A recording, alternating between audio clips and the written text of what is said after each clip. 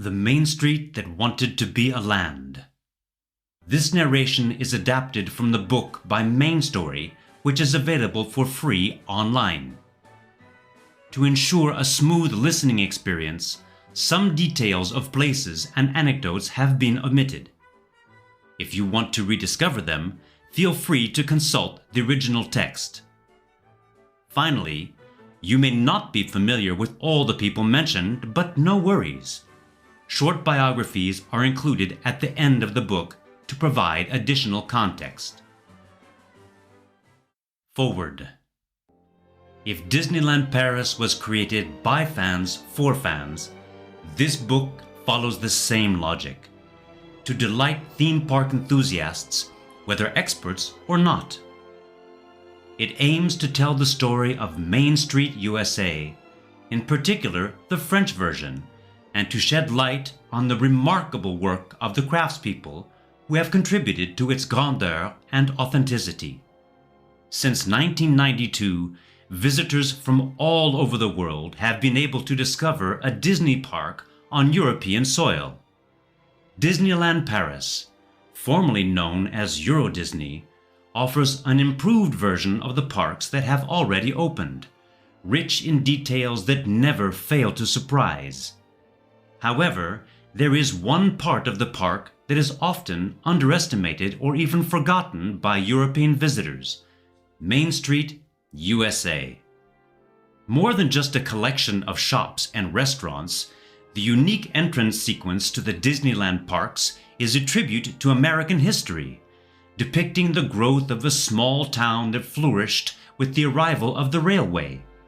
Visitors from the city could now easily travel to the country and enjoy its pleasures.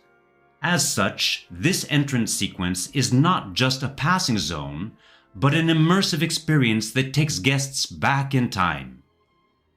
However, for many, especially at Walt Disney Imagineering, this area is not considered as a land. This is due to its original design, which only included shops and visitor services. But what if someone wanted to change that?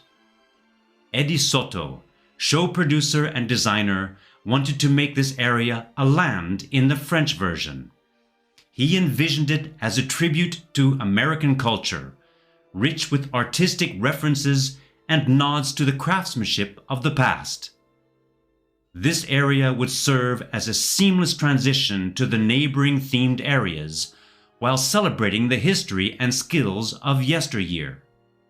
Before going any further, it is important to stress that this book is the result of meticulous research, based on Eddie Sotto's testimony, audio, written, photographic, and other reliable sources mentioned in the bibliography. Although I did not have the opportunity to work closely with the people who lived through the events described, I have tried to be as factual as possible throughout the narrative, taking into account the interpretation of the information gathered. To better understand the foundations and guidelines that continue to govern Main Street, U.S.A., it is important to first explore the origins of Disneyland. Chapter 1. The Vision. Life isn't always a fairy tale, even in the Dream Factory. After the resounding success of Snow White and the Seven Dwarfs and Pinocchio, the mood at the Disney studios began to sour. The Disney brothers, Roy and Walt, were faced with a disillusioned workforce. The less privileged, who made up the majority of the company, decided to go on strike on May 29, 1941. They denounced unequal pay, the impossibility of forming unions, and the paternalistic behavior of Walt Disney. The studios were shut down for 5 months. During this time, Roy tried to reach an agreement, while Walt, closed to any discussion, went abroad. This crisis radically changed the way the company operated and its mentality. However, the financial situation was poor, and the studio's latest productions failed. This was partly due to the Second World War, followed by public disinterest during the post-war period. This was yet another setback for Walt Disney Productions. To limit the damage and keep the company afloat, Roy and Walt decided to join forces with the shareholders, which meant giving them the power to intervene in decisions. Seeing his scope reduced, Walt began to lose interest in production. In addition, he never liked the new Burbank facilities his company moved into in 1941. He couldn't find the spirit and closeness he loved on Hyperion Avenue, so he decided to move away and try a new adventure. In his search for peace and quiet, Walt developed a fascination with model railways. He eventually built a route of small train models in his garden, as well as a railway station. His passion for the world of trains dates back to his childhood in the town of Marceline, Missouri. And Walt was back with a workable idea, a traveling exhibition called Disneylandia. He teamed up with model maker Ken Anderson to create 24 miniature scenes representing moments in life. Although the project was well advanced, it never saw the light of day. Walt was unconvinced because it was too static and that animation would be too expensive. Not the kind of man to give up easily, Walt created a new kind of entertainment. He drew inspiration from what he had around him to push boundaries, knowing that since the opening of Disney Studios, the number of people wanting to visit had only increased. And with the success of Knott's Berry Farm, a theme park founded in California in 1920, the time was ripe to create a new entertainment venue. Visionary as ever, the man threw everything he had into what would prove to be his final challenge. Walt traveled the United States, gathering information and feedback on what to do and what to avoid. Such was the enormity of the task that he asked brothers Bob and Bill Jones to do the same in California to get ideas for the future park. His visit to the Chicago World's Fair and the Henry Ford Museum was pivotal. The beginnings of what would become Disneyland and the foundations of Main Street, U.S.A. were laid as he discovered representations of places, historic buildings, their interiors, and locomotives still in use. The experience was exactly what he wanted his park to be. Walt originally called his project Mickey Mouse Park. It was to be built on land opposite the Burbank Studios. He wanted to offer the public a clean, intimate, and entertaining environment. At the center of the park would be a replica of a turn-of-the-century village, but instead of simple scenery, the buildings would serve practical purposes, where people could rest and shop, while a train would circle the complex, stopping at a single station to pick up visitors. Size soon became an issue as ideas flowed and ambitions grew. All the more so when the Burbank City Council rejected the project, stating, "We don't want a carnival atmosphere in Burbank. We don't want people falling in the river, and we don't want rides screaming all day long."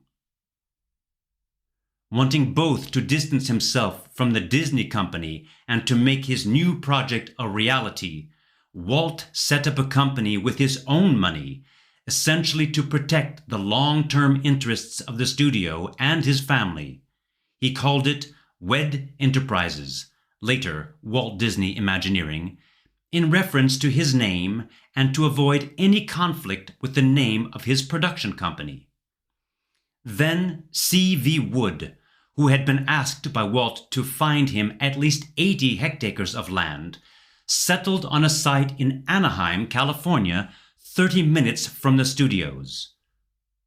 Once the site was found, since the money would not come from the studios as they were still controlled by the banks, the Disney brothers turned to sponsors whom they convinced with detailed plans drawn up in a weekend by Herbert Ryman. The ABC television network agreed to a deal. In return for financing, Walt would present a series of successful programs to pay off his debt and promote the park. Thanks to his sponsors, Walt was able to surround himself with a small team of creatives to help him with what would soon become known as Walt's Folly. From now on, almost all of his attention is focused on the creation of the theme park. He imposes the utmost rigor, as always, without room for error. Everything is thought out to make sure the place is entertaining, organized, and comfortable. And, of course, without the visitor noticing all the work that has gone into it. Artists, set designers, and engineers are recruited from film studios to design and analyze every detail of what Disneyland will become. These teams are called Imagineers, a contraction of the words imagination and engineer. Creating Disneyland. The idea evolved and the concept took shape. Once through the park's gates, visitors should forget their everyday worries. How could this be achieved? What kind of entrance should be created to offer the best possible welcome? The teams had to come up with a solution that would not clash with the other lands of Walt's imagination, while still accommodating the majority of the park's shops. Harper Goff, responsible for the entrance sequence, and his teams took Walt's idea of a small village in the early 20th century and made it their own. This solution is an excellent transition between past reality and childhood memories. Relying on nostalgia by going back 50 years to the beginning of the century proves to be a wise choice, allowing the audience to immerse themselves in an era that echoes their own experiences. Therefore, recovering the spirit of the small villages of yesteryear, which are gradually disappearing as a result of technological progress and urbanization, appealing to the nostalgia that beautifies memories and flattering the older generation who think things were better before, it is a winning combination. This theme also serves to clarify the park's ideological message in the midst of the Cold War. Disneyland is the manifesto of the country's optimistic vision, reminding us through its history that this was and always will be the case, from cowboys, Frontierland, to the conquest of space, Tomorrowland. Halfway between these testimonies is the Victorian era, where Main Street, U.S.A. takes its place to welcome visitors. This entrance sequence must be seen in the context of the park as a whole and the past era in which it was conceived. It sets the stage for the future, promising reassurance that if the past was bright, the future will be too.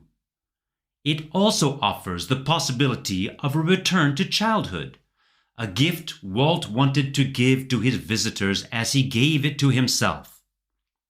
He liked to remember that the most important things in his life happened when he was a child in Marceline. Walt Disney's intention in creating the park was not to simplify the past. Tomorrowland is a testament to that belief, while Main Street, U.S.A. is a magnificent prelude to a glorious future, as was said at the park's opening. Disneyland represents the past and the future, the old world and the new. It is an idealization of a life that, in his memory, took place in peace, to the rhythm of the clatter of hooves, where everything was simpler and warmer, and where you could buy the necessities of life in the main street of the village, because villages were the most important places in the country at that time. The choice of name for this land is a tribute to those.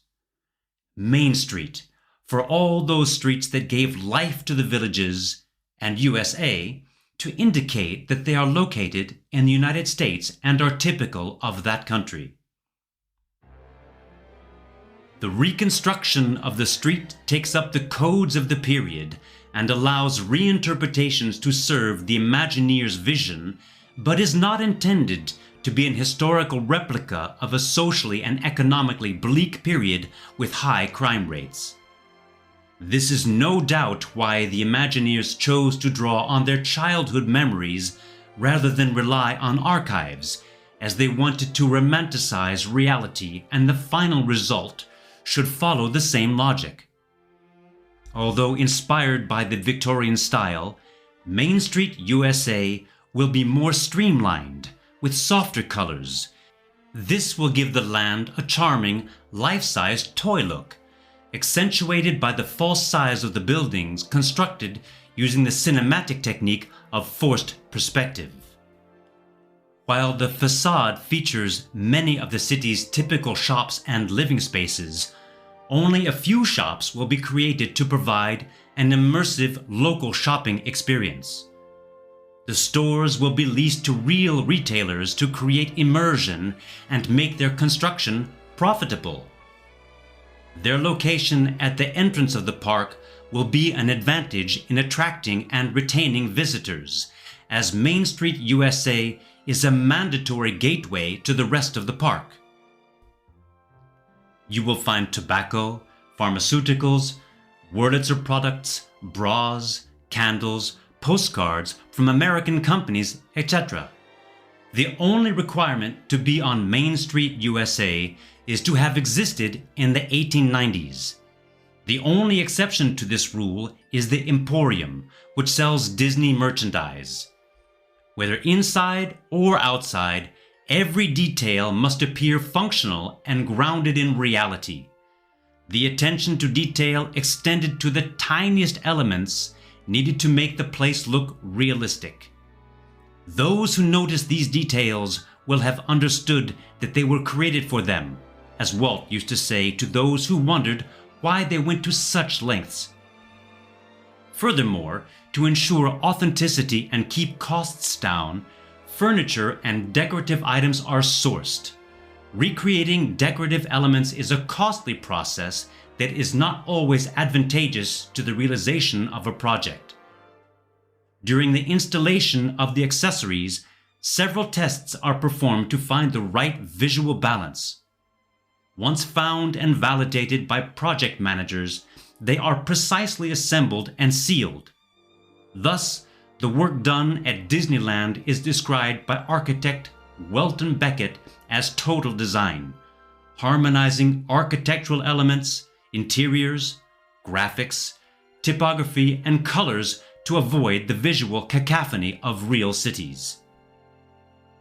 In fact, the concept was based on 4 levels of detail developed by WED Enterprises to break down the experience of a visitor entering an amusement park.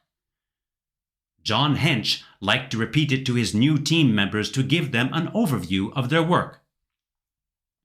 First level, global vision. What environment and atmosphere are we in? Second level, precision of location. Where are we really? In a city with a street, buildings, sidewalks, cars, etc. Third level, focus on a building. We discover textures, materials, architectural style, etc. Fourth level, interaction. The visitor will touch and feel the materials. How will they feel? At the opening of Disneyland, Walt explained, "For those of us who remember the carefree time it recreates, Main Street will bring back happy memories. For younger visitors, it is an adventure in turning back the calendar to the days of grandfather's youth." As a result of the rigorous, meticulous work of the teams, the concept was a resounding success when Disneyland opened in Anaheim, California in 1955. Visitors entering the park were captivated. Some could not contain themselves and were even moved to tears as they entered the land because it brought back so many memories. Today, only Shanghai Disney does not use the turn-of-the-century theme. The Chinese government considered the theme anecdotal and too American, so the Imagineers were forced to reimagine it with Disney's flagship characters. It became a less subtle kind of Toontown, but one that fulfilled its intended role as a commercial zone. Chapter 2: Heritage. Following the success of Disneyland in California, Walt Disney began dreaming of a second park. He had conducted studies to find the ideal location and quickly realized that Florida was an attractive place. While attending the 1964 New York International Fair, he was introduced to the East Coast audience, and it strengthened his desire to build a park on that side of the country. Unfortunately, he only had time to acquire a few parcels of land for his new project before he succumbed to lung cancer in 1966. His brother, Roy Disney, took over and decided to build the park as a tribute to Walt. He personally oversaw the construction of the park on the land they had purchased a few years earlier in Orlando, Florida. Although modeled after Disneyland, the whole thing was redesigned for greater coherence. Nothing is too good to be true. The park is bigger, the buildings and their interiors are redesigned and more detailed, and a new 55.8 meters castle is built. The monumental size Walt had dreamed of for his park is becoming a reality. As Main Street, U.S.A. benefits from more space, it has to adapt to this new symbol of grandeur and avoid giving the impression of being crushed by the new castle. Therefore, the facades are improved, their style changed to be more spectacular, and the buildings are now full of details and references in a style that the Imagineers called gingerbread. Considered more accomplished and realistic, the land became the pinnacle of Disney's turn-of-the-century theme. It was subsequently considered the reference point for future park projects.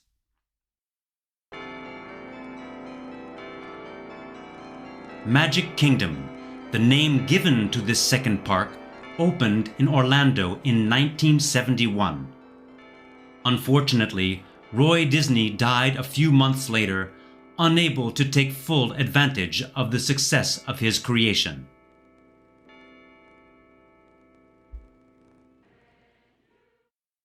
A foreign park. Masatomo Takahashi, an enthusiast of the Disney universe in Japan, had long dreamed of creating a replica park in Japan. It wasn't until Don Tatum and Card Walker, protégés of the Disney brothers, took over as directors in 1976 that the first overseas project received any attention. From the beginning of the discussions, the Japanese company wanted a replica of Disneyland that would be faithful to the Disney universe, but also adapted to their culture to create a symbolic link between the two nations.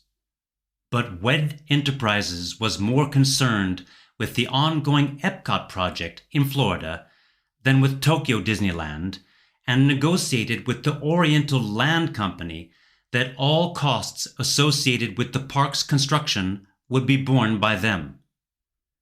Disney wanted as little involvement as possible in the management of the park, but still hoped to receive the profits generated by the resort, hoping to dissuade the Oriental Land Company from pursuing the project.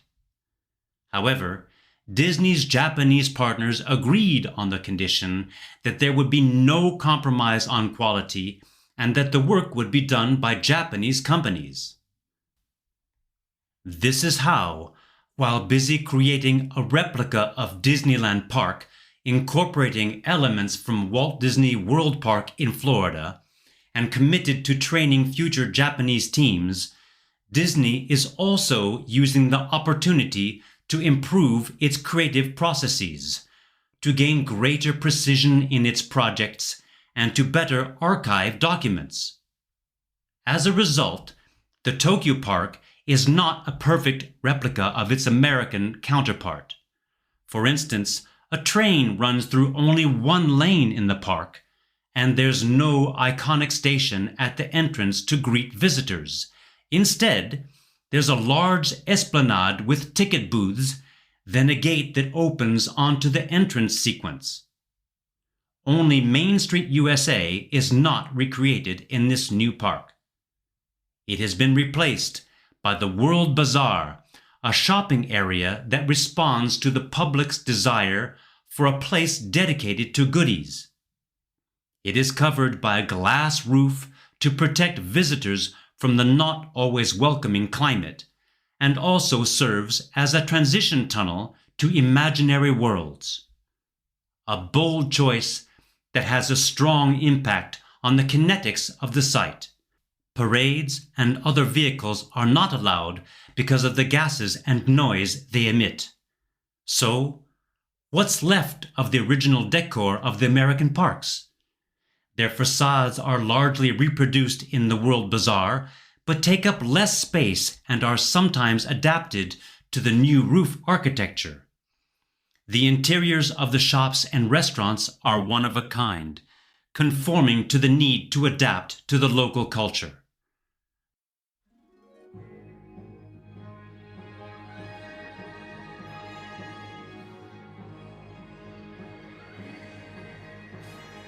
Tokyo Disneyland opened in 1983 to become the third park of its type in the vein of the Magic Kingdom. It was a huge success that surprised everyone at the Walt Disney Company.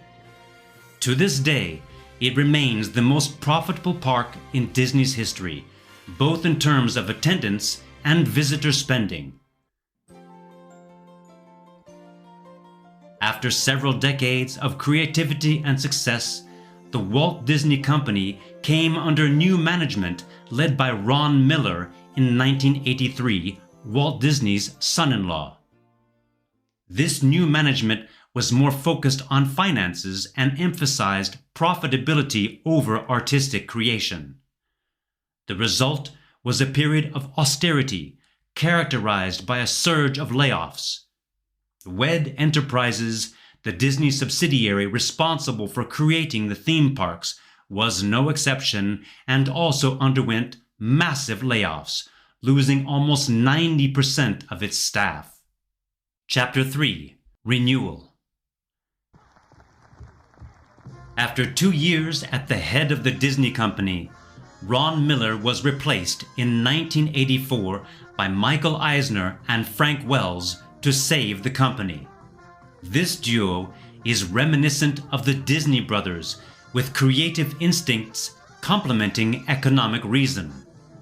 To clarify the distinction between the primary brand and its subsidiaries, Walt Disney Productions was renamed the Walt Disney Company, along with certain subsidiaries that underwent name changes, such as WED Enterprises, which later became Walt Disney Imagineering.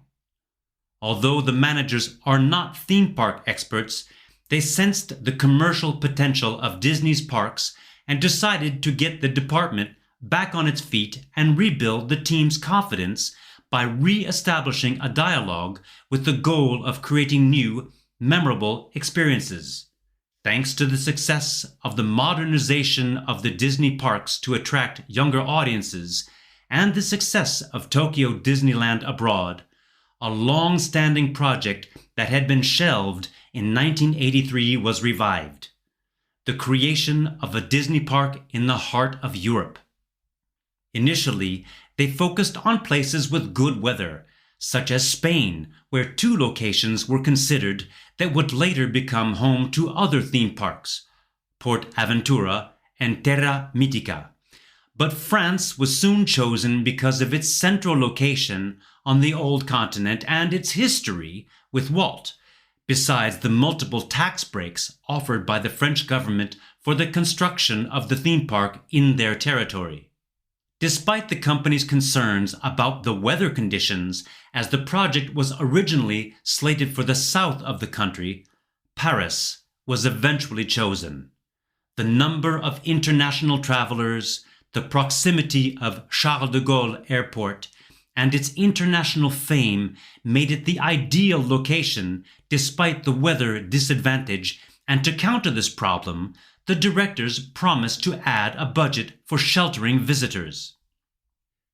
In creating this European park, the aim was not to copy the American parks, but rather to offer an experience adapted to European culture. Michael Eisner wanted to make his mark by offering the most beautiful theme park ever created by Disney, to showcase the company's expertise. He knew that to meet the demands of the old continent, you have to be as meticulous as possible. To not be limited in their approach, the Imagineers will have to work with craftsmen in Europe to create the authenticity, sophistication, and level of detail desired. This is unprecedented in the history of Walt Disney Imagineering. Assemble a team. Anticipating the end of the negotiations on various clauses with the French government, Walt Disney Imagineering decided to take the lead and put Tony Baxter, then Vice President of Design, in charge of the Euro Disneyland project. Thanks to his leadership skills, he had a clear vision of the profiles needed to make up his teams. Convinced that exceptional results can only be achieved by building teams of experts who are passionate about Disneyland, Tony sets out to find the right people for each area of the park. Initially favoring profiles from within Walt Disney Imagineering, Tony remains open to talent from outside the company, and as a curious person, he knows this would allow him to benefit from the latest trends and innovations in the industry. Over a casual meal, Tony's right-hand man, Bruce Gordon, and Edward A. Sotto, known as Eddie, discuss various topics. Eddie shares details of his current project at Six Flags, the power plant attraction, inspired by the world of 20,000 Leagues Under the Sea in a Vernian style known as steampunk, with rich features including life-size submarines and machinery. Aware of Tony's interest in the style, Bruce decides to show him Eddie's work. Impressed and intrigued, he travels to Baltimore to see the project firsthand and is so intrigued that he invites Eddie to join his team to build Discoveryland, an offer Eddie readily accepts. However, as Tim Delaney has just completed the successful The Living Seas Pavilion for Epcot, he is chosen to lead Discoveryland and its exploration side. As a consolation, Eddie is named show producer and designer of Main Street, U.S.A., whose balance between the two roles is peculiar. But by combining them, it brings a coherent stability to the collaboration of approximately 100 experts working together to achieve a result that meets expectations. However, this collaboration carries a potential risk of subjectivity in decision-making throughout the production process. The show producer is therefore expected to organize and guide the project based on the artist's creations, while also keeping an eye on the budget and ensuring a smooth workflow to meet various deadlines. On the other hand, the show designer provides artistic direction from conception to final realization, defending the concept through necessary compromises. They must have a precise idea of the entire project, down to the smallest detail, to ensure that everything is positioned and functions harmoniously within its environment. This delicate interplay ensures a successful outcome while navigating the complexities of artistic vision, organizational structure, and budget constraints. In addition to these roles, he is responsible for the design of the Euro Disneyland Railroad. As the roles were being defined, welcome to Mr. Eisner. Mr. Prime Minister, Ladies and gentlemen, we are here today to finalize the agreement we have been working on for a year with the French government. We are grateful to the French for giving us the opportunity to bring the magic of Disney to Europe. The agreement was finally signed on March 24th, 1987, marking the beginning of the imagination, design, and construction phases of the complex that would become Euro Disney, a project that would take 5 years. Adaptation to a foreign culture. While the French version of Magic Kingdom preserves the various themes of the original project, Imagineers understand the need to go beyond boundaries to create a result that blends with the local culture and caters to the sophisticated European tastes. Nobody expects Main Street U.S.A. to change, but Eddie is determined to avoid a 5-year process merely replicating the Florida park. He wants to offer something new, with a new reading, and even adds attractions to make this entrance sequence as captivating as the other zones. Before building this land, Eddie recognized the importance of understanding its purpose and essence in order to transfigure the atmosphere of other parks and to replicate the same achieved success. Questions about the audience it wants to attract, their dreams, the significance of Disney to them, and what would captivate and retain their interest must be addressed. He is convinced that focusing solely on American nostalgia might miss the expectations of visitors. Hence, he questions whether his team can tell a different, compelling narrative. Fortunately, Tony is on his side, determined to tell a new story. To understand the local culture, you have to see it for yourself. The creative leaders, except Tom Morris, Fantasyland's show producer, are sent to Europe to conduct research that will add depth to the creation of the park.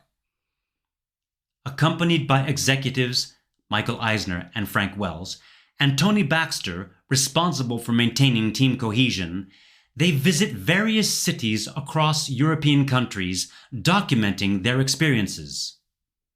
They also visit their competitors, particularly Europa Park, with the goal to underscore Disney's distinctiveness. Surprisingly, each visit reveals pale copies of Disneyland, raising concerns among management that visitors will think Disney is simply imitating these European parks. By the end of their stay, Tony and Eddie conclude that building an idealized American village rooted in Victorian style is simply not the right choice for Euro Disneyland. Europeans, apart from the British, may not resonate with Disney's version since they already have numerous picturesque villages on their continent. At Walt Disney Imagineering, relinquishing a theme that has proven successful elsewhere poses a challenge. Some even argue that Main Street U.S.A. serves as more of an entrance mat or welcome desk for the park, suggesting that there's no need to dwell on it, let alone add attractions. It doesn't stop Eddie from considering a new approach, backed by Tony's support.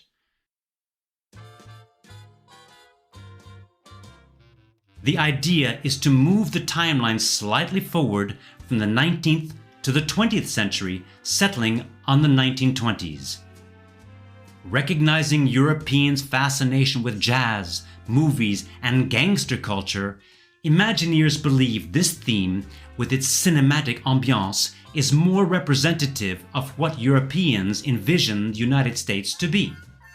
The creative teams work on this idea, convinced that they are on the right track and fulfilling management desire of presenting American culture to Europeans.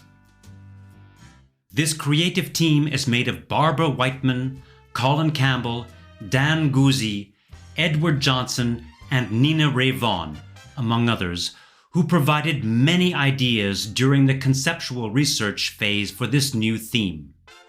And let's not forget Herbert Ryman, brought out of retirement by Marty Sklar, who became Eddie's mentor and advisor during the project.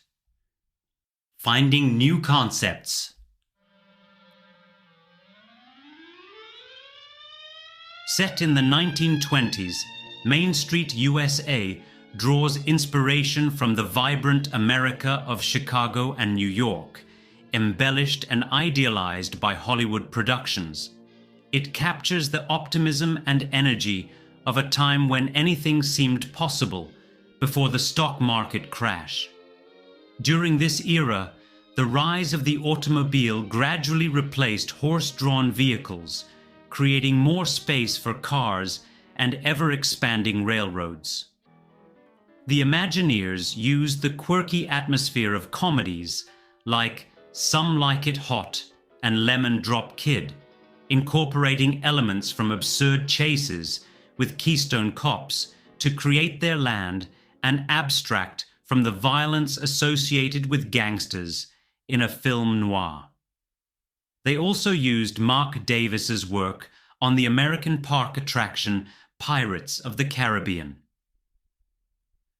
While the street architecture doesn't completely ignore the 1890s theme, it serves as a reminder that the world was changing, with the subtle appearance of Art Deco touches and buildings reminiscent of Culver City or Kansas City streets, and moving away from the famous skyscrapers of the big cities. This conceptual phase, called specifically vague by Herb, provides direction without getting bogged down in detail. Teams are encouraged to innovate, finding solutions that subtly integrate into the envisioned environment and address weather-related problems and ensure a comfortable visitor experience.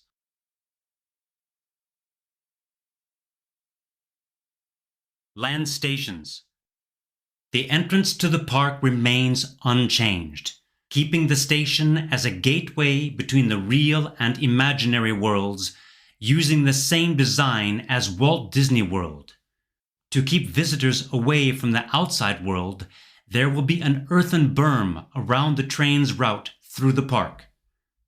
Several stations are planned along the route to drop off passengers in the various lands.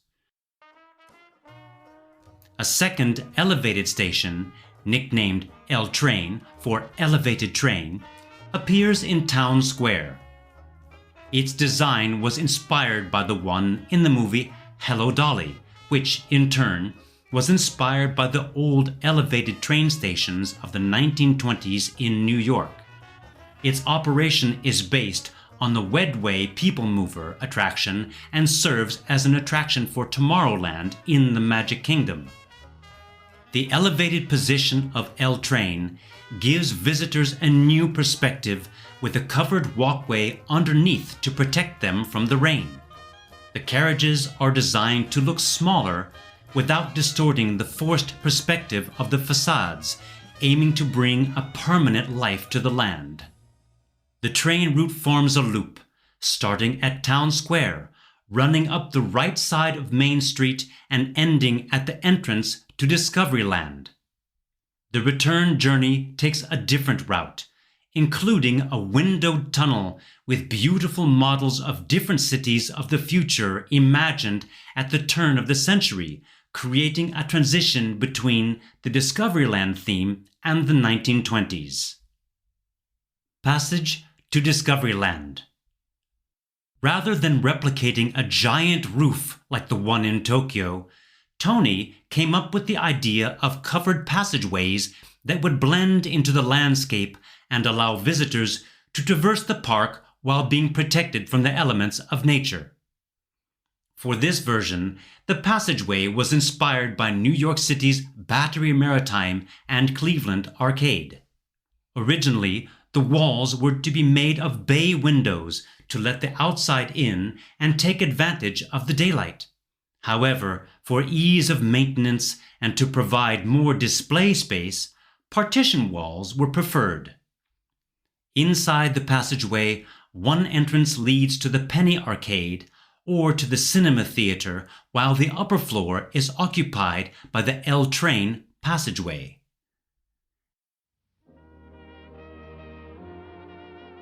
Many other locations, such as restaurants and shops, were considered to represent American culture throughout its gastronomy and iconic locations. You'll find an American diner straight out of an Edward Hopper painting, a secret speakeasy bar run by Al Capone for an authentic experience, and even a Club 33 hidden in a train on Main Street, USA. Each shop tells a story and reflects a European personality, creating an emotional connection with future visitors and emphasizing the close relationship between the history of the United States and that of the Old World. To learn more about the various locations envisioned, check out the book. After over a year immersed in the conceptualization of his project, Eddie realized the importance of taking a step back to later return with a fresher perspective. So he decided to take some time off to recharge his batteries, hoping to return with fresh energy to continue his work. Chapter 4: A Rational Choice. During Eddie's absence, his teams tried to stand firm in the face of pressure from the Walt Disney Company management to revert to Walt Disney World's version of Main Street, USA. One veteran team member even claimed that the project was too expensive, even before estimates were known, arguing that there was no need to budget for it. On the other hand, Michael Eisner had long harbored concerns that the new theme deviated too far from the original formula that had proven successful elsewhere. He feared that the innocence of the original theme would be compromised by the addition of gangsters and speakeasies. Financing became a major obstacle. Despite punching back against these objections, the teams eventually conceded and agreed to return to the original theme without the supervisor's consent, who was still on vacation. When Eddie returns, he is devastated by the news. His anger mounts while feeling betrayed by not having been consulted and therefore unable to defend his project, and by the lack of faith in his vision.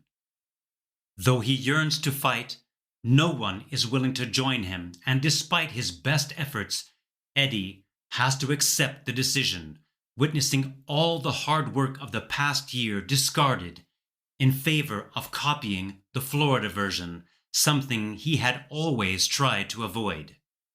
He has to grudgingly admit that not every project is meant to be.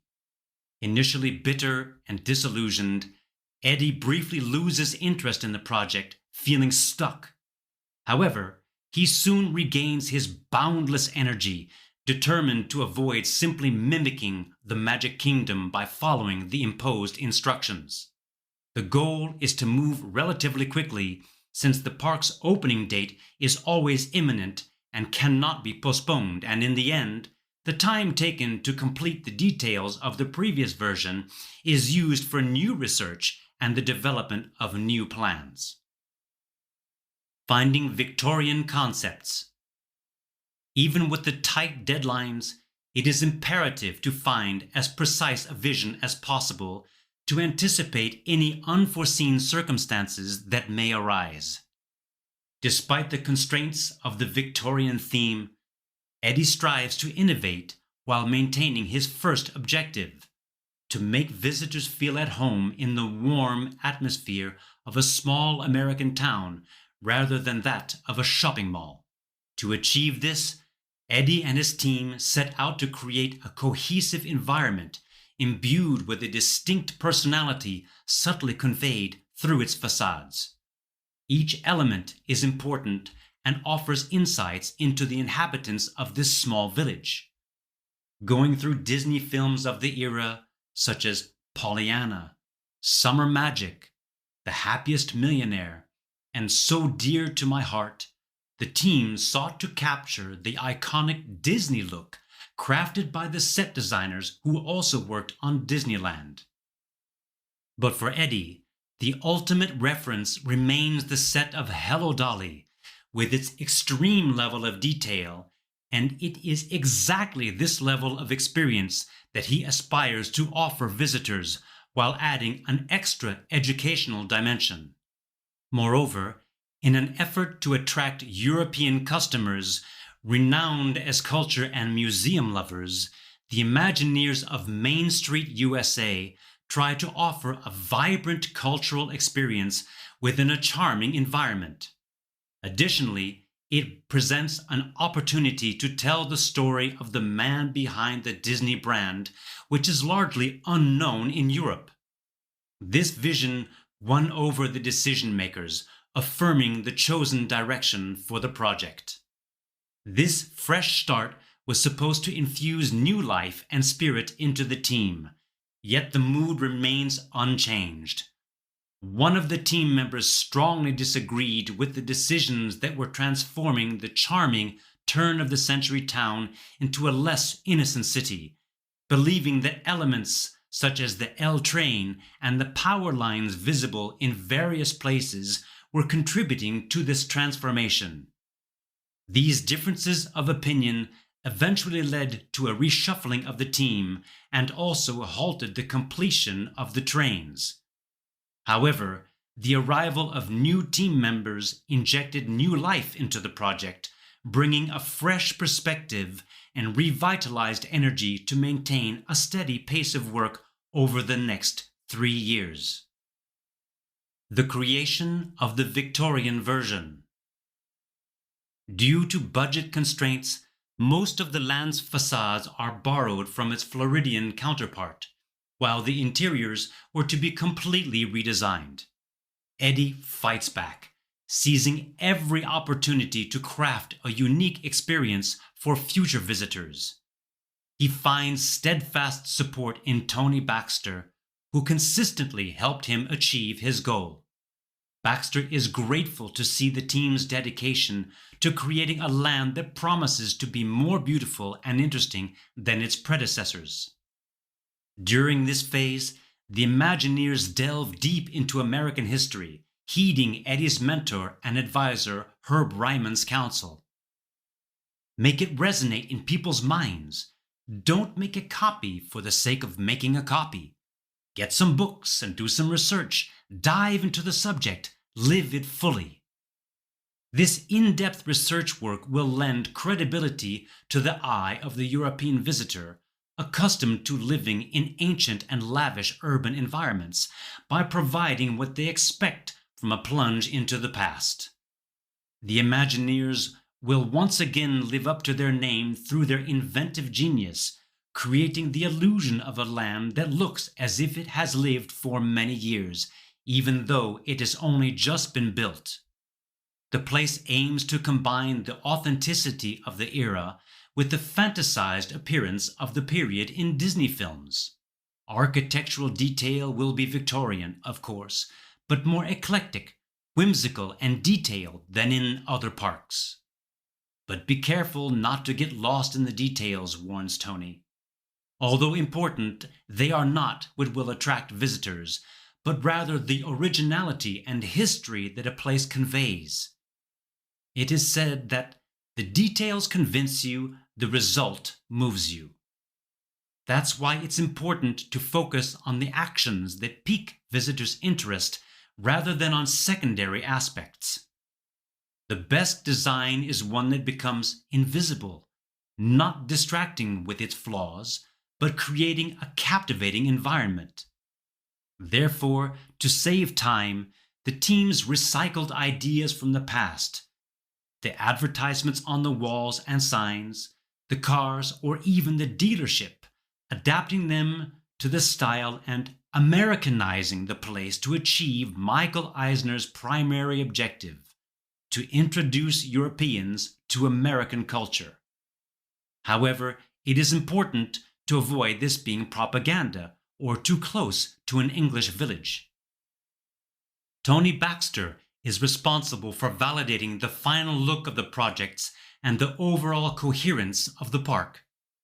Throughout the creative process, he strives to elevate the park's design to its highest level by pushing the show producers to the limit of their ingenuity and creativity, summed up in a motto: if it is not worth being in a photo, it shouldn't be built. When budget concerns arise, Herb likes to point out that bad taste costs no more. In other words, the cost remains the same whether undertaking a meaningful, historically based project or crafting a soulless, uninteresting one. A tip to encourage teams not to restrict themselves throughout the project. However, creating this new version of Main Street USA is not straightforward, and despite management approval, it is still considered a commercial zone rather than an entertainment land. There is considerable reluctance when it comes to amusement parks, as historically, every square meter must yield profit to avoid financial losses for the company. Nevertheless, Eddie persists in negotiating with the various departments to find the right compromise to create the spaces he envisions, which are needed to entertain visitors on busy days when wait times for the attractions explode, or simply to offer a break from the hustle and bustle of the park. Solve weather-related problems. But what if it rains? If it snows? If it's windy? They must create an enjoyable experience during these temporary bad weather conditions, especially since a special budget was allocated to incorporate a covered passageway through the park in a creative manner. It is worth remembering that from the beginning, Disney was very concerned about the gloomy weather in Paris. However, the Tokyo-style glass roof is quickly ruled out, as neither the team nor Eddie and Tony appreciate the acoustics or the shadows cast by the glass roof on sunny days. And it would be a shame to give up on parades and vehicles that couldn't be accommodated in an enclosed space. After discussions with architect Robert Stern, who reminded him that the experience of walking up Main Street USA is sacred, and that visitors should feel as if they were on a real open-air street, Michael Eisner decided to abandon the idea altogether. So what to do? Install simple covered walkways to ease the flow of visitors? Eddie comes up with solutions to integrate directly into the landscape without compromising the architectural aesthetics, such as integrating walkways to the facades of Town Square, which also allows him to imagine new buildings around the square. The most innovative solution was the passageways running parallel to the Main Street, later named Liberty Arcade and Discovery Arcade. The idea is said to have been the brainchild of Roy E. Disney, inspired by London's Burlington Arcade, copied by chance in Pasadena, California. All the more so since, during brainstorming meetings, Michael Eisner reaffirms that visitors must be happy whatever the weather conditions. The team decides to make the arcade a link to the adjacent lands into which the passageways lead, with permanent exhibits introducing themes of immigrants seeking refuge in the New World and inventions to improve the future. Michael Eisner requests doors to be added to the ends of these areas for crowd management. Another budget was approved by the CEO to enhance the warmth of Main Street USA and keep visitors warm in the winter, with 13 locations equipped with stoves and/or fireplaces, along with the presence of gas nozzles in the arcades as part of the plan. How to welcome visitors. In addition to integrating the covered walkways into the park, the Walt Disney Imagineering teams are tasked with thinking about the entrance to the park and its surroundings. The idea is to create a buffer zone capable of accommodating the influx of visitors arriving from various locations, parking lots, hotels, trains. Initially, a large area with no vegetation, similar to the forecourt of the Centre Pompidou in Paris, was proposed but was not to everyone's taste. Tony Baxter emphasizes the importance of providing visitors with an experience from the moment they arrive. He asks Imagineers to work on the esplanade, drawing inspiration from the Tivoli Gardens in Denmark. The final design, imagined by Jack Perry, aims to serve as both an entrance and exit to the park, creating a place for early risers to relax before the park opens and or meet after their visit while providing a beautiful view from the entrance. Like a leitmotif, the question recurs, what if the weather is bad? Visitors shouldn't have to wait in the rain when they buy their tickets at the park entrance. At the beginning of the 90s, computers had not yet conquered the world. Picking up tickets at the ticket office was a mandatory step, and the lines were sometimes very long. Designing a ticket booth capable of absorbing such a flow of visitors proved to be truly epic. The teams realized that given the number of visitors expected, estimates range from 11 to 14 million annually, it is no longer a question of a small building, but of considering the size of the site in hectares. Tony suggests theming the gateway so that its height would not conflict with Main Street, U.S.A. One of the concepts proposed is a large glass structure inspired by the Crystal Palace in London, which has since been demolished. While visually appealing, the idea is deemed too costly to implement and uncomfortable to live in due to drafts and ambient noise. At a meeting, Tony, or perhaps Michael, floats the idea of turning the roof into a hotel, while Eddie argues along the same lines, proposing a small hotel that would fit into the entrance sequence, a sort of Club 33 with just a few suites. The building would finance itself through its use while keeping the ticket booths underneath. Marty Sklar suggests the Queen Anne style of the Grand Hotel on Mackinac Island, which he thought was representative of the United States. Tony is increasingly attracted to the idea of a real hotel, as is Gary Wilson, formerly at the Marriott chain, but this one thinks it should be much bigger. Despite the project being rejected by Michael Eisner due to budget constraints, Tony remains resolute. During a meeting, he suggests scrapping Robert Venturi's Disney Las Vegas Lakeside Hotel and replacing it with the one at the entrance to the park, upsetting the architect. It was only after much discussion that the Disneyland Hotel became the preferred choice. To finance the project, the accounting department needs to know the number of rooms required to ensure profitability. However, the hotel is rapidly growing in size and height, prompting Eddie's concern as he observes its expansion beyond the park gates. He fears that it will surpass the size of the iconic buildings on Main Street, U.S.A., and therefore overshadow and potentially distort his work.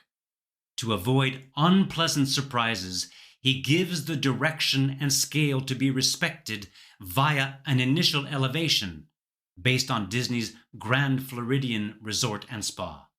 Eddie is unable to add the management of this new project to his workload, so the direction is given to Dana Charles Icahn and Jack Perry.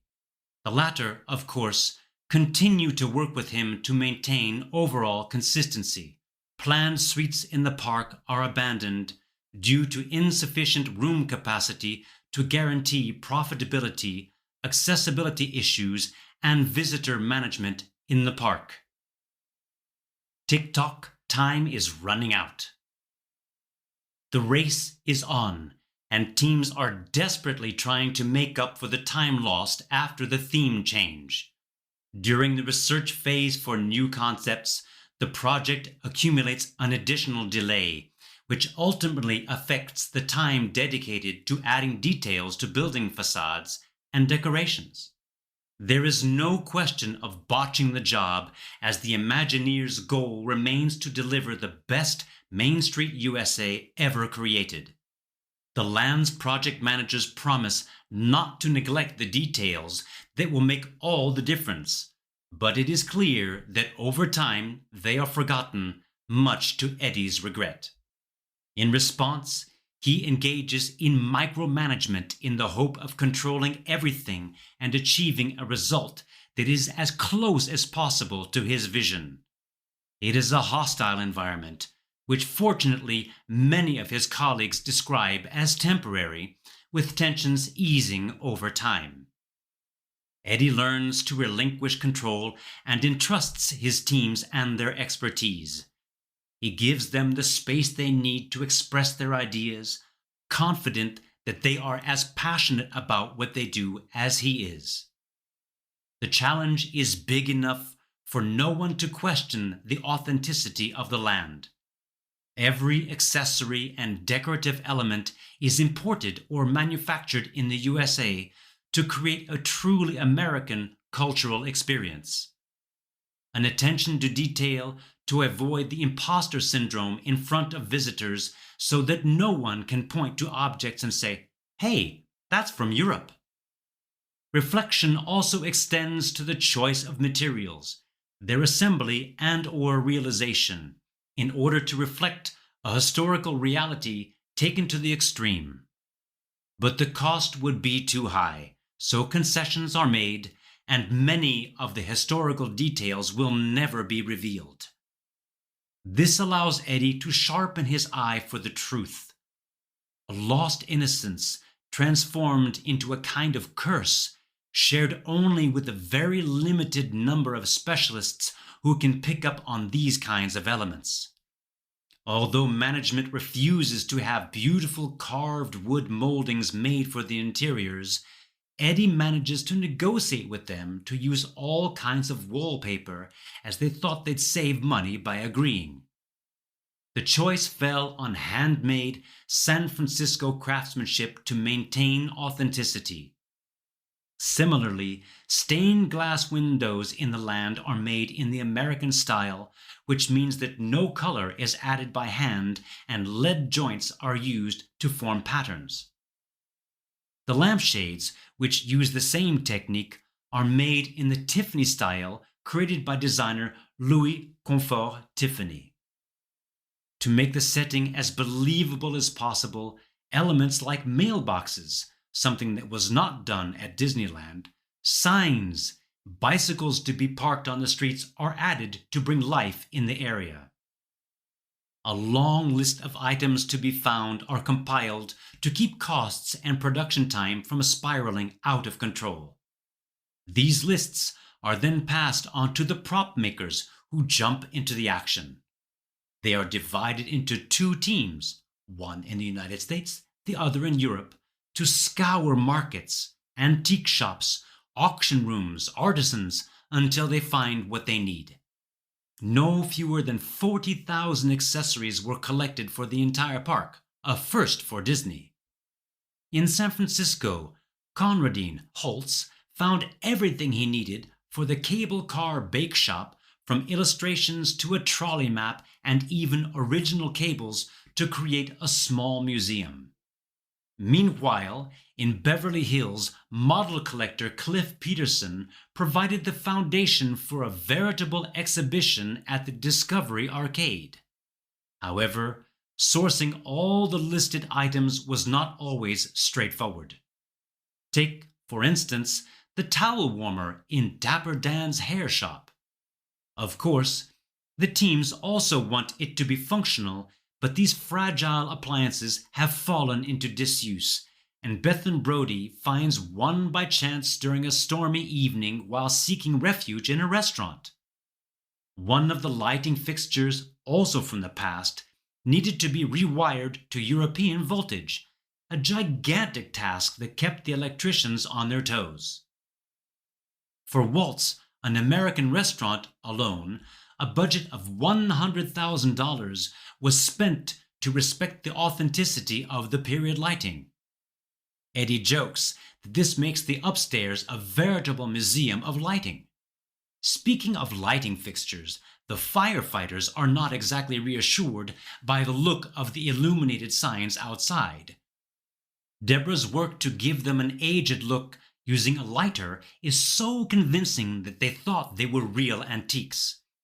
After discussing this trick to reassure them, they burst out laughing and resumed their activities.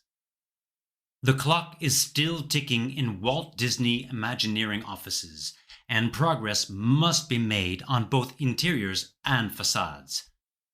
As far as color selection is concerned, Eddie is assisted by Katie Olson, who creates color charts to match the facade elevations and add the specifics to her boards. She is assisted by her husband John in aspects such as brick and faux stone selection. The colors have to match what visitors are familiar with, so they have to innovate by using deeper, richer tones for the buildings, accompanied by warmer touches to make them more welcoming and suited to the French light. Eddie used catalogues of building restorations in Paris to make his choices and compose with what would look best. The chosen color palette, darker than those of the American parks, did not meet the team's unanimous approval. However, John Hench, while initially fearing a negative and unwelcoming aspect, remained open-minded and, after a few exchanges, understood the desire to touch on the nostalgia of Europeans by integrating their history on a chromatic level. It is important not to ignore these aspects and the tastes of the visitors if they want to appreciate the land.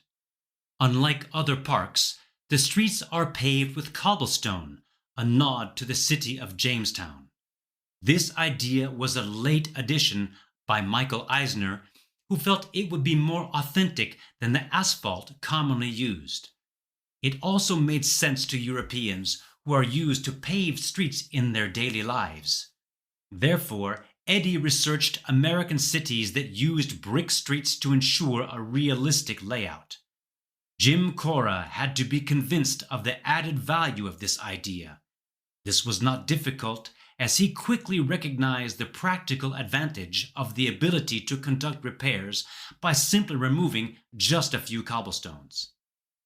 In the second half of the summer of 1988, the excavation of the park began.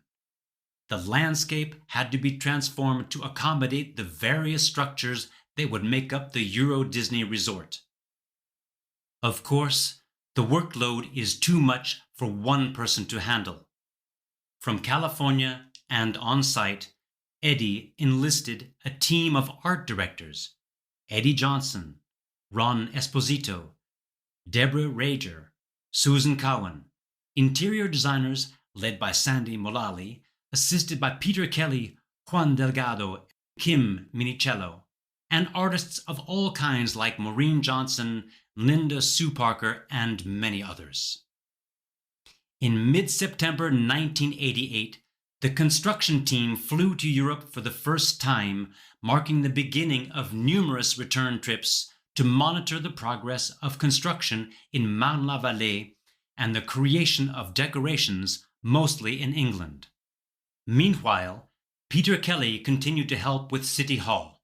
Now, with the foundation established, Eddie and Peter had to make it visually interesting by adding details. The park's buildings didn't make much progress visually until the 90s, 2 years after work began. By April, the Disneyland Hotel was ahead of the rest of the project, with the first facades already in place. The foundations for Main Street, U.S.A. were completed in July, allowing the other buildings on the street to be constructed. During the visits, the Imagineers continued to draw on their sources of inspiration and modify the land design sketches. They have set a deadline of February 1992 for final changes to their work, allowing the artists time to incorporate their requests and meet their deadlines. The interior design is progressing well, but the exterior design is behind schedule. Many things are cut from the project for budgetary reasons, such as the bus stops planned for Town Square. Although most of the buildings were taken over from Walt Disney World, their hand-drawn plans had to be digitally redesigned and sent to firms in France to be adapted to the European metric system. The early use of computers and their software failed to capture the spirit of Main Street, USA, and massacred the details, especially the previously imagined curve. Even though Eddie asks to redraw it several times to get a good rendering, in the end, he insists on hand drawing to better capture the soul of the street, but also to be able to make changes more quickly. To address this problem, set designers from Fox and Warner Brothers, some of whom had worked on Hello Dolly, are brought in to enrich and add subtlety thanks to their on-set experience. Later, they are sent to France to share their knowledge of American art with students at the École des Beaux-Arts, who can then help them in their work. They make full or half-scale drawings, which are then digitized and integrated into the documents to be produced. Main Street, USA is becoming more sophisticated, but it is not enough to make up for lost time once construction has begun. During a weekend in the French countryside with Tom Morris, Eddie complains about the time-consuming task of redoing or redrawing poorly executed or inaccurate architectural details. Tom, sharing Eddie's perfectionist tendencies, replies, "It would be far more annoying to look at an element in the park and realize that it could have been a success if you put in a little extra effort and then have to live with it because of negligence." Inspired by these words, the two colleagues return to the corrections, knowing that budget and time constraints mean that details are no longer financed or maintained and thus disappear with the evolution of a park.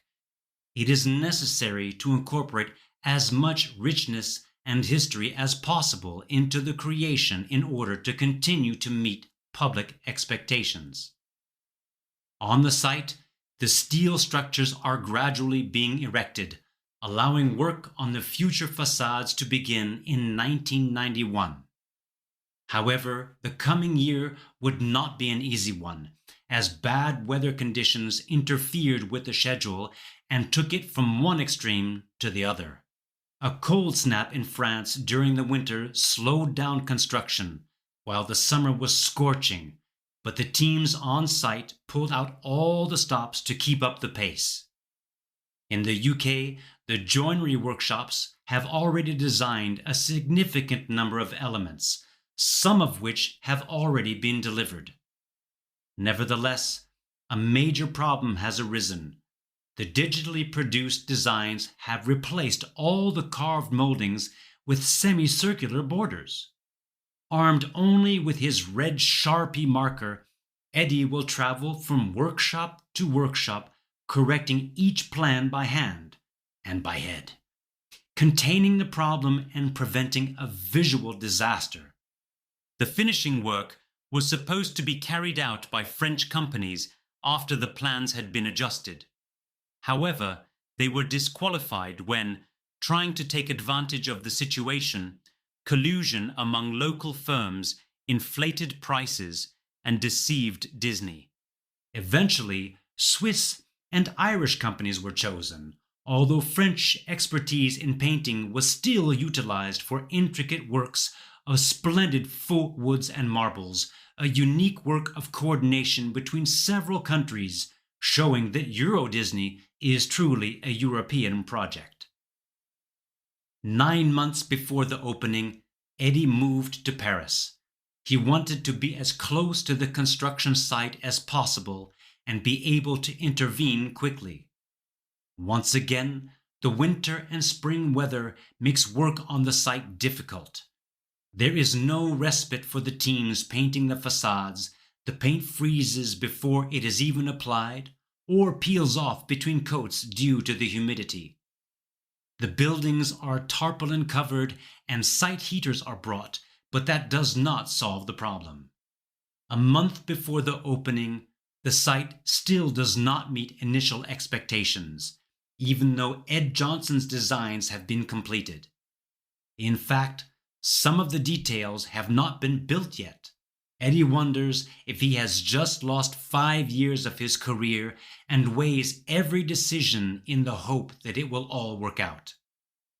The quality of the production is far below expectations and not as good as the Floridian version, with sidewalks crumbling easily due to poor quality concrete and facades made of MDF, a weather-vulnerable material. Additionally, the rails of the horse-drawn streetcar, intended for rainwater drainage, gave an impression of misalignment with the castle. Frank Wells visits the construction site to see how the park is progressing and asks Eddie how Main Street, U.S.A. is coming along. They walk around the site, and when they reach the unfinished arcades, Frank finds them too dark and simplistic. Despite explanations, he remains convinced that they will not be as attractive as Main Street and would not attract visitors as effectively. On this tour, Eddie adopts a candid approach, admitting that while they have managed to make up for some of the initial delays, the rush has led to sacrificing the quality of certain key aspects. He pulls out Polaroids from his pockets, making the deliberately blunt comparison between Walt Disney World and Euro Disneyland, and asserts, "We can fix this if we invest and act today." Frank is speechless. After a moment of silence, he asks what needs to be done to avoid disaster. Postponing the opening date is out of the question. It is impossible to go backwards with all the marketing that's been done since April 1991. Rescheduling would damage the company's reputation and cost much more. He must agree to release an additional budget. The negotiation of this new budget falls to Mickey Steinberg, production head at Walt Disney Imagineering, a strong supporter of the team's projects and proud of their creations. The directors are quick to respond to requests and grant the necessary subsidies.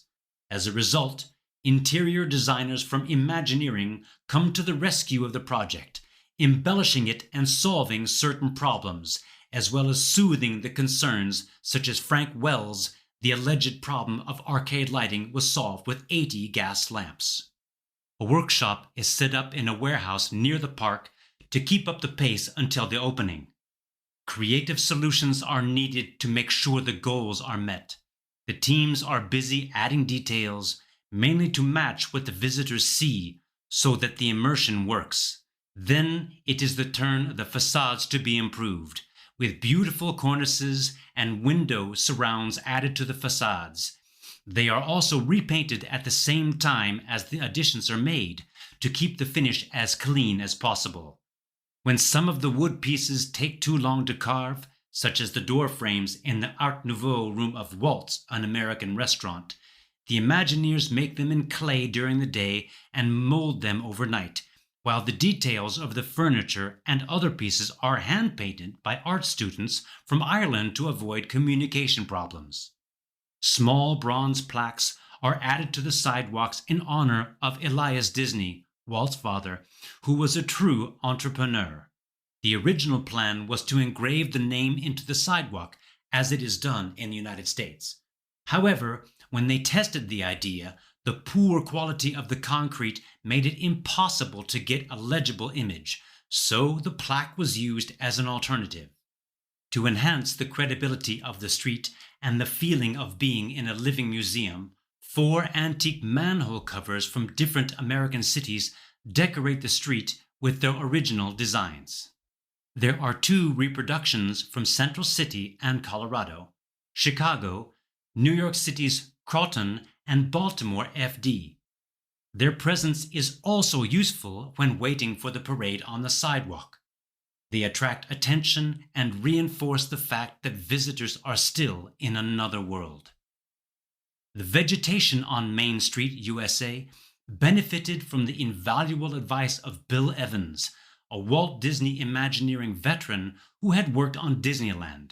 He recommended specific species for the town square and central plaza, contributing to the unique atmosphere of these areas. The street is planted with numerous evergreen trees to enhance its living, lively appearance throughout the year. During the selection process, the teams ensure not to choose specimens that are too large or dense to avoid competition with the castle or facades under the supervision of Paul Comstock. In a very short time, the changes on the street are spectacular, and the whole team is reinvigorated to complete the project. The home stretch. 2 weeks before the opening, the focus shifts to putting the final touches on various accessories and shipping them back to Europe in a container. Meanwhile, project management at Walt Disney Imagineering is concerned that the teams are spending too much time fine-tuning installation details. Without consulting anyone, they decide to remove all the containers from the site to mark the end of the installation. Unfortunately, the boutiques on Main Street, U.S.A. are far from finished, and some are downright empty and still waiting to be decorated. Eddie panics and tries to find all the props and furniture. After a frantic search, they are eventually found in a small village nearby, requiring a discreet retrieval operation after the person in charge had left town. Despite the increasing pressure, everyone is working day and night to make it a success. The teams want to prove that they can deliver Disney's quality and meet the expectations of both professionals and the public. Nevertheless, management decides to cut corners and dismiss most of the creative teams a week before the opening to avoid last-minute iterations. The final stretch becomes tough for the few remaining members of the Walt Disney Imagineering team. Only 1 or 2 people are still working on Main Street, U.S.A. The deadline is approaching and everything has to be installed as quickly as possible. But one last-minute mistake after another slows down the work. From the lighting being a nightmare as the system was so poorly done, it's impossible to find the right circuit breaker to feed a particular circuit, and some lights just don't work, to the 43 star flags which have not been hoisted from the roof masts, and the cables and pulleys are still missing.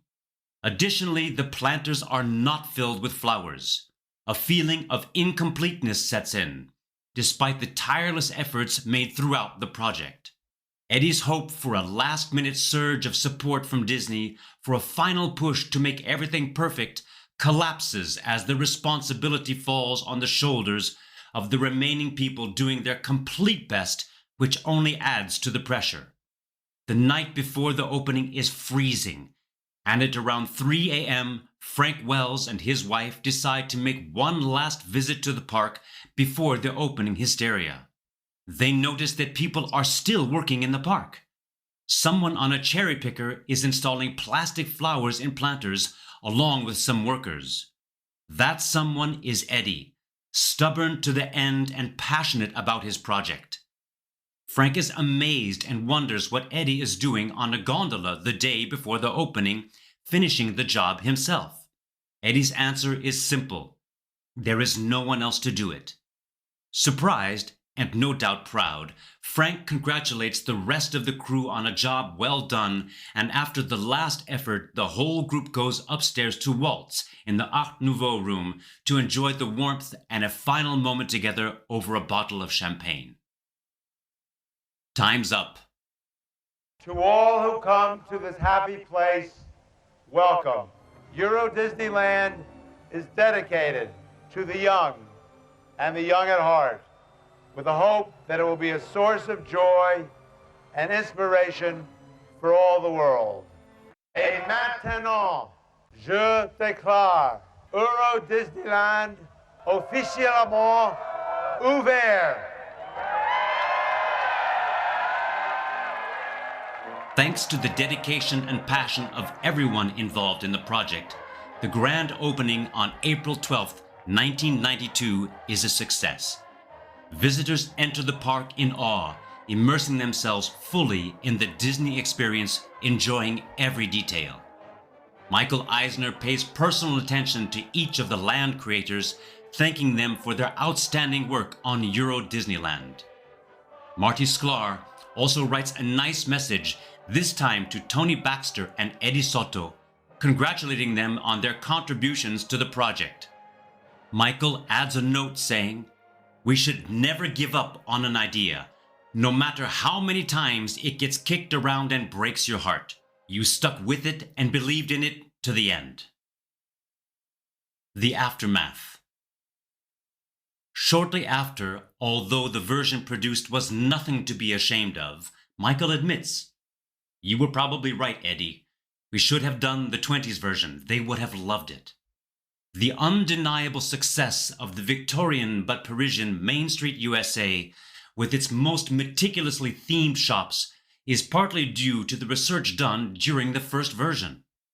The second version allowed them to go into greater detail. This success is confirmed a year after the grand opening with this remark from Jim Cora to Eddie. "Do you know how long people stay on average on Main Street USA? 2 hours. Waiting in line or wandering around? No, exploring the place. 2 hours. Visitors treat it as a museum experience, reading the various plaques while enjoying the ambiance." The land's results were so good that the management decided to renovate the American Main Street USA to create a similar experience at home under the direction of Eddie Sotto, who drew on what he had designed for the French park. However, despite satisfactory attendance, Euro Disney is a financial failure. Europeans are not spending their money as management had expected. The Walt Disney Company is trying to find the source of the problem.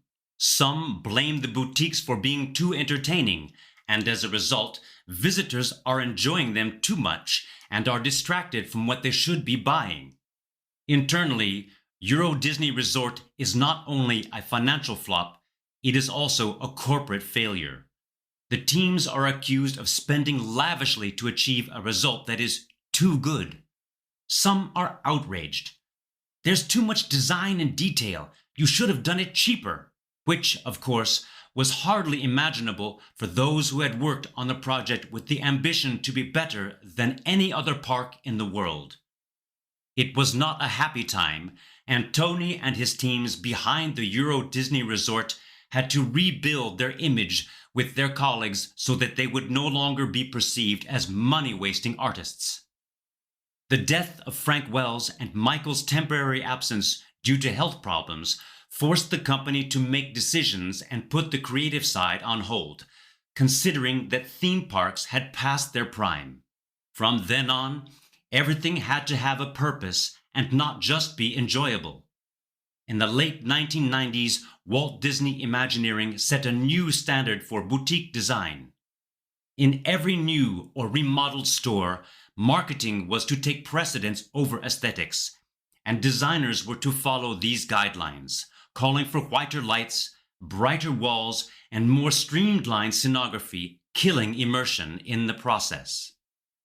The good news is that, almost 30 years later, the park and its quality have probably saved it during difficult times, without extinguishing the desire of visitors to come back and discover or rediscover all these details. For your convenience, we have not included the descriptions of the shops and the tributes made on the street windows in this audio version. You can find them in the book available on our website.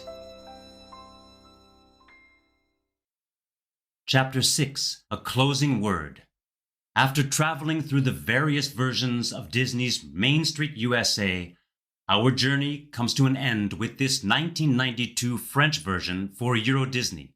As we turn the pages, we discover the considerable efforts made by the teams to bring this iconic street, steeped in Victorian atmosphere, to life. Despite the difficulties encountered, each version reflects the vision and ingenuity of the designers in their quest to create an unforgettable experience for visitors. When Eddie Sotto, the creator of the French version, talks about this experience, you can sense his passion and burning desire to get it right. He admits that he spent 5 years building the wrong version of Main Street USA, and that it wasn't easy to forget the 20s version that had so much more to offer in order to meet the public's expectations. The experience was not in vain, however, as he was able to turn this disappointing copycat project into an improved version of Walt Disney World. The French version represents the culmination of Disney's Victorian theme, despite the constraints that prevented it from being transformed into a full-fledged land of attractions. Eddie explains that out of the frustration of being stuck with a project that wasn't even considered a land, we took the opportunity to rebuild what we were allowed to rebuild.